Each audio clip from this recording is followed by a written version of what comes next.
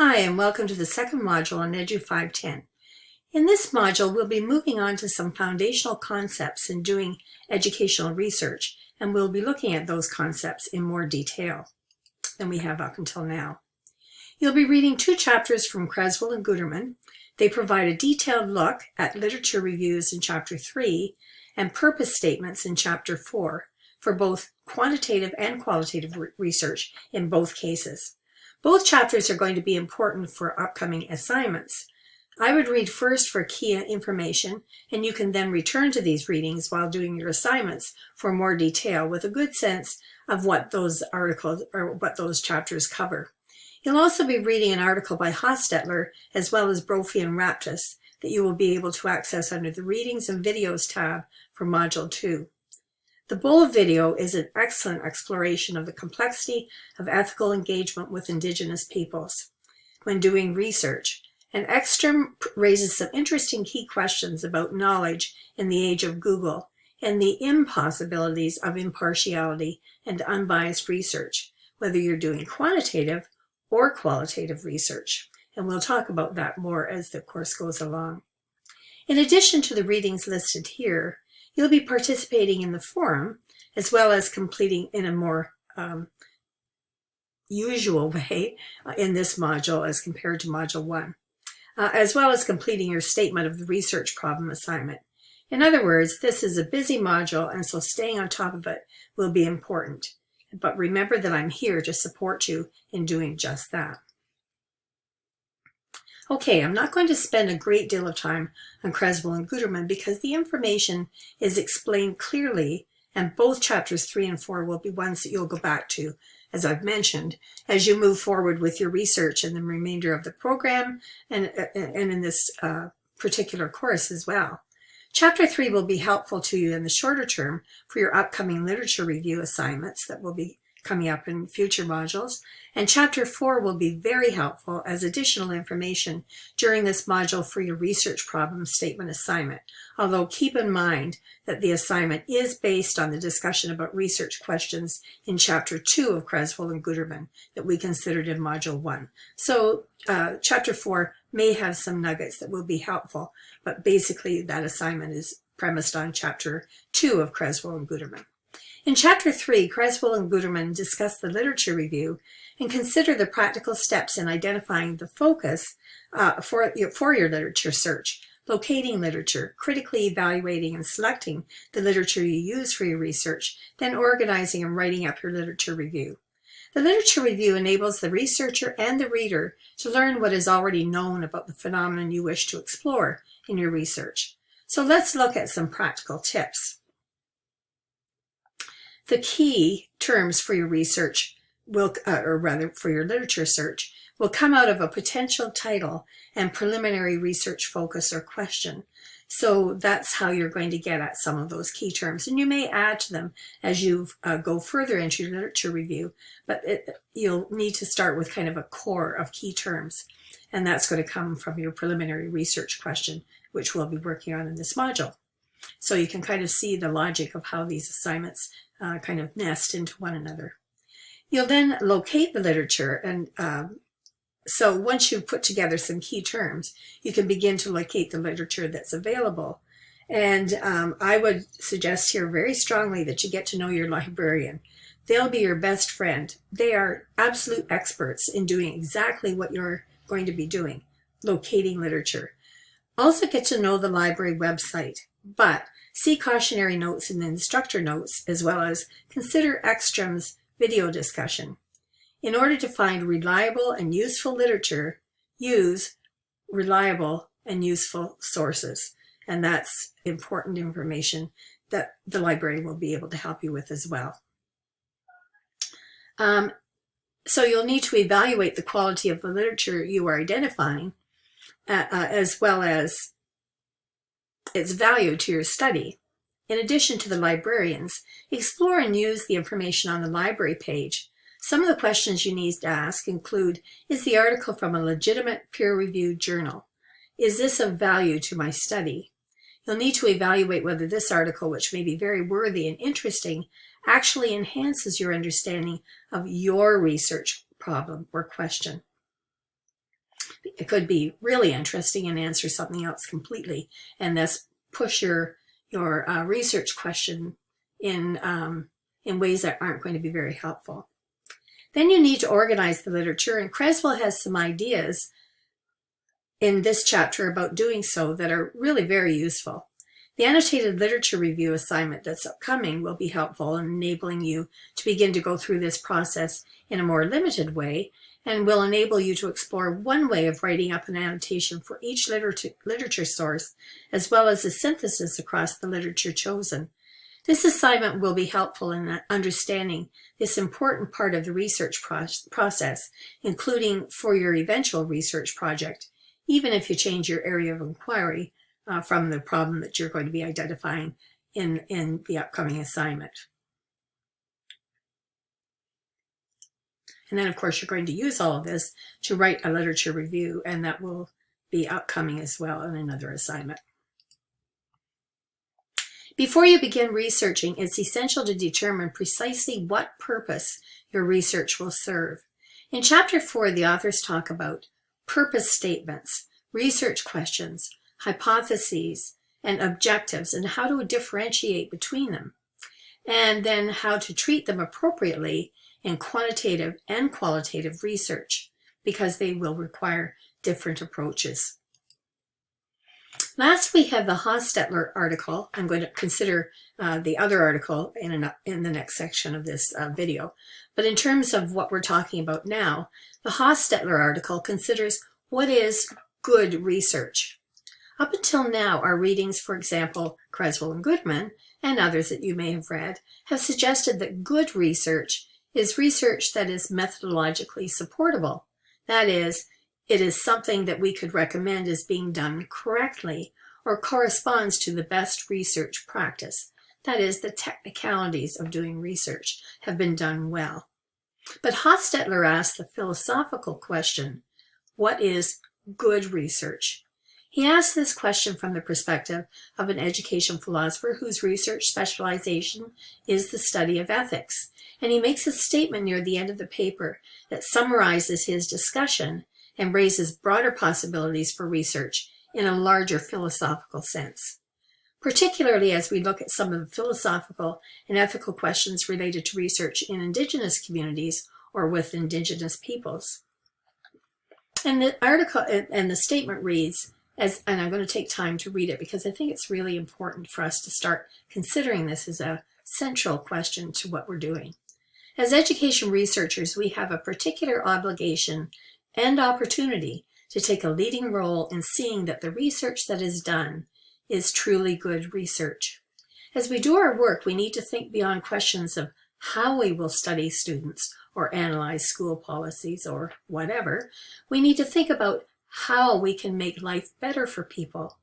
We need to think beyond our taken for granted ideas of well-being and what is good, and make those ideas the objects of serious communal inquiry. In other words, our own ideas of the world and how the world is constructed need to be called into question along with the subjects that we're researching. Serving people's well-being is a great challenge, but it is also our greatest calling. So his article challenges all of us to consider this central ethical question: how will my research make life better for my school, my community, the wider society, and so on? Hostetler's central question becomes an even more complex dilemma when we consider research with Indigenous peoples. In order to explore this important topic, I want to introduce you to the authors that you'll be watching and reading. Julie Bull, who is the author and presenter of the video that has been assigned to look at the possibilities and ethical complexities of working with Indigenous communities, and by that I mean communities that are reserve-based and urban-based and somewhere in between.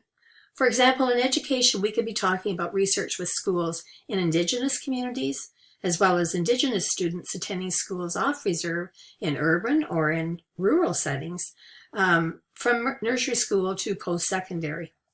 Julie Bull is Inuk and a powerhouse who works with government agencies and in academia based at the University of Toronto. Her primary interest is in the ethics of doing research with Indigenous peoples. Her video is a masterclass in the history and policy background of ethical positions in relation to Indigenous peoples. Well worth watching closely. It's excellent. Alison Brophy and Helen Raptis are both non-Indigenous, based at the University of Victoria, and are interested in working cross-culturally to support students from JKK to adult learners from all cultural backgrounds, but with a particular interest in Indigenous learners. Their article is especially important in thinking about the ethical positioning of non-Indigenous researchers working with Indigenous peoples and communities. In this paper, they take on the necessary characteristics and ethical positions necessary for non-Indigenous researchers to research sustainably and in a way that breaks down colonizing patterns of interaction between cultural groups. So what are some of the issues? Well, some of those that are raised in the video and some of those that you may be aware of are the negative effects of research in Indigenous communities. And this is a very common hurdle that unthinking researchers run into when they decide on their own that they're going to do work in Indigenous communities, whether the Indigenous community has been made aware of that or not. So this kind of imposition, this kind of colonial attitude is something that has been plaguing Indigenous communities for a long time and has made them very suspicious often of those who wish to research in their community. Part of the reason for that is because these researchers are seen as, and often do, take information and even artifacts for their own use and not for the benefit of the community. So it is a very one-sided relationship where the researcher holds the power and the community becomes the objects of that power. This, of course, leads to a breakdown of trust. And that's something that we have to consider when we're working with Indigenous communities. Essentially, the kinds of relationships with Indigenous communities that result in the research issues we've just discussed come out of a history of colonialism and its effects in current relationships between the dominant culture and Indigenous peoples. Binder and Caillou described decolonizing research as work that deconstructs all the ways in which the privileges and desires of the dominant society, that is non-Indigenous, are embedded, or settler societies, are embedded in its legal government and everyday relations of power in schools, communities, health provision, access to the social benefits that are more readily available to non-Indigenous people. And this is something that we are all familiar with, that we've been reading about in the news, etc. We know that this disparity exists, and it is one that, for very legitimate reasons, Indigenous communities take very seriously. All of the authors argue that decolonizing research is carried out by those with particular values, ethics, morals that are necessary to ensure sustainable research with Indigenous communities and Indigenous populations. As educators, we are challenged then to reflect carefully on the moral and ethical components we bring to our research with Indigenous peoples. Brophy and Raptis explore the literature and draw on several Indigenous scholars, including some from the U of A, who outline those ethical characteristics. And they include responsibility and trust. That is, will the researcher keep information confidential? And will they be accountable to the community? Next is humility. That is, the researcher is respectful, willing to place the needs of the community above their own, and does not rush to judgment when actions are different than their own values would generally support. Rather, to accept these actions as fulfilling the needs and values and cultural norms of the community. A broad worldview helps as the researcher understand that there are many ways of being in the world. And reciprocity is key in light of the terrible history of many researchers in the past.